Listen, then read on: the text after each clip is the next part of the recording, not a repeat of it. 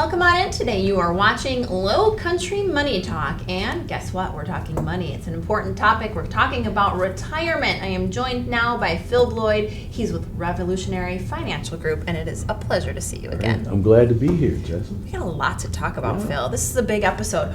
We're going to talk about the two phases of retirement, and I understand you think it's important to really talk about it in these two distinct phases. Tell us exactly what you mean. Well, we have the accumulation phase. So this is as you're preparing for retirement, pre-retirement.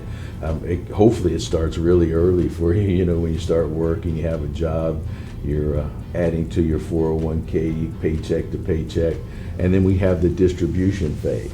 And that's where it's really important, where you're retired, you've accumulated all these funds, and now it's time to start taking them out to supplement your income and such.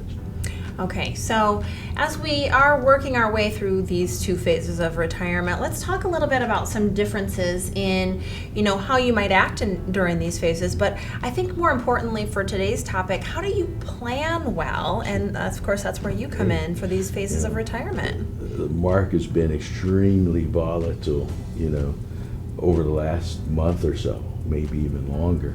So it's very important that you have a plan. So let's talk about the accumulation phase first. Okay. So we're younger, we're working, we have a 401k, maybe we're self-employed, and we have a retirement plan that we're making our own contributions to. So we have money going in every pay period, whether it's every week, every 2 weeks, or whatever. So in the accumulation phase, we have the good luck to have the money's dollar cost averaged in for us. Okay. So we're buying in either weekly, every 2 weeks. So along the way, the market's doing these kind of things here. So I have some funds going in when it's down, I have some funds going in when it's up.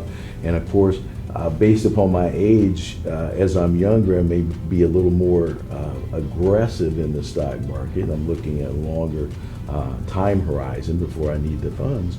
So it works to our benefit. I would recommend, that we look at how the funds are going to be taxed. If you have the opportunity at work to have a Roth 401k, I would prefer that to a traditional 401k, just because in a Roth 401k, you don't get to deferral on the taxes and all that stuff. You kind of pay them as they go along. Mm-hmm.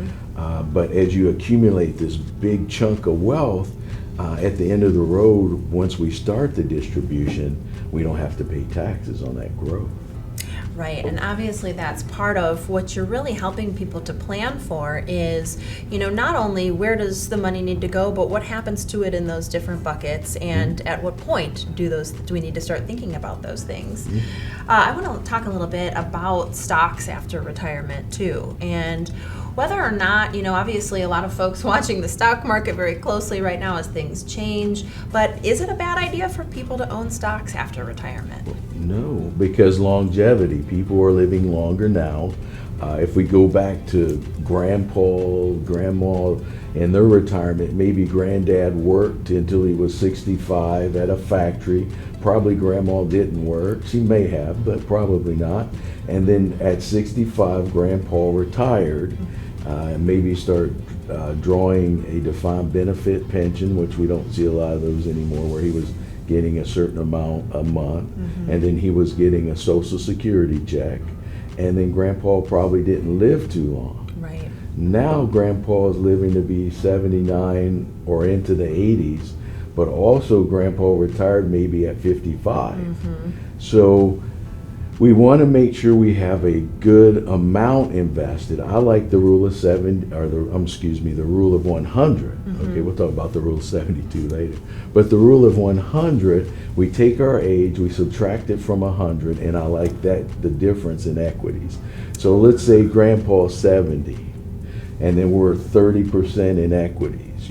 So we have stocks, ETFs, mutual funds, whatever we may be into. But with 30%, and these funds will be used for the longevity of retirement.